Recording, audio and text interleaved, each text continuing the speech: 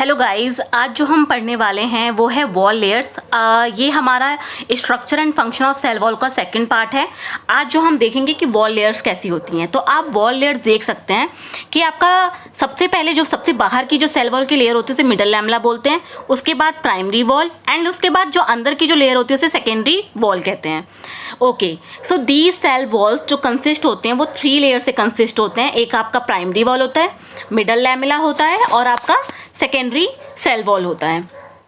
Okay, सो जो आपका primary wall होता है वो कंसिस्ट होता है, जो आपका प्राइमरी वॉल होता है वो बनता किससे? सेलुलोज से, पैक्टिक कंपाउंड से एंड नॉन सेलुलोजिक पॉलीसेक्राइड से एंड हेमी सेलुलोज से बना होता है।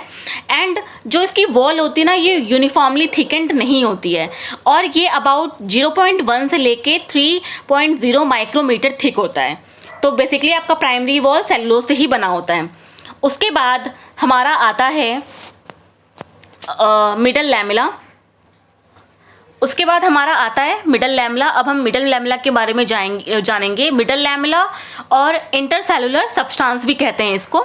So middle lamella is amorphous, colloidal and optically inactive and it is composed of pectic compound like calcium pectate और magnesium pectate। तो when I am talking about amorphous, तो amorphous का मतलब होता है कि इसका जो shape होता है वो well defined नहीं है।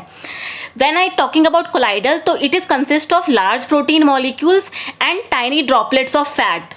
Okay, that's why it's colloidal. And when I'm talking about your optically inactive, so that does not rotate।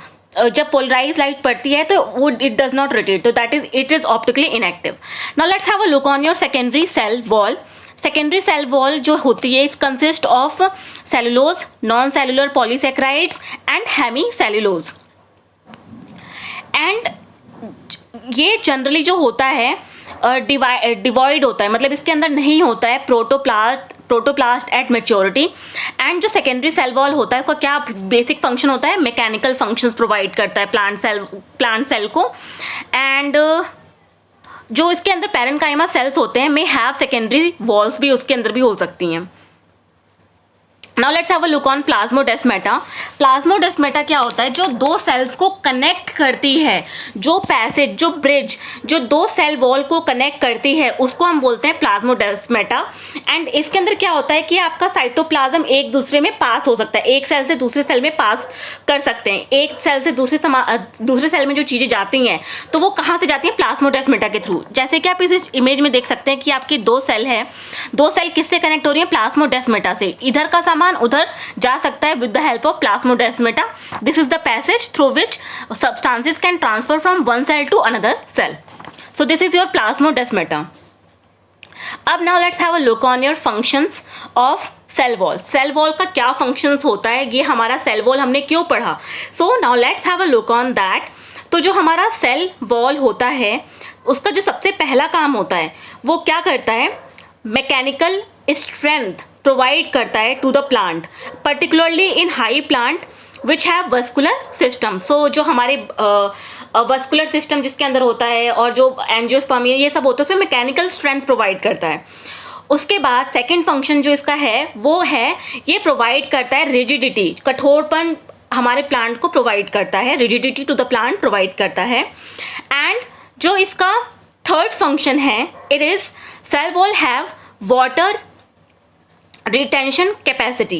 What does that mean? कि इसके अंदर वाटर रिटेंशन कैपेसिटी होती है, वाटर को रिटेन करने की कैपेसिटी भी होती है सेल वॉल के अंदर। तो सेल वॉल हमारा पानी भी सोखता है।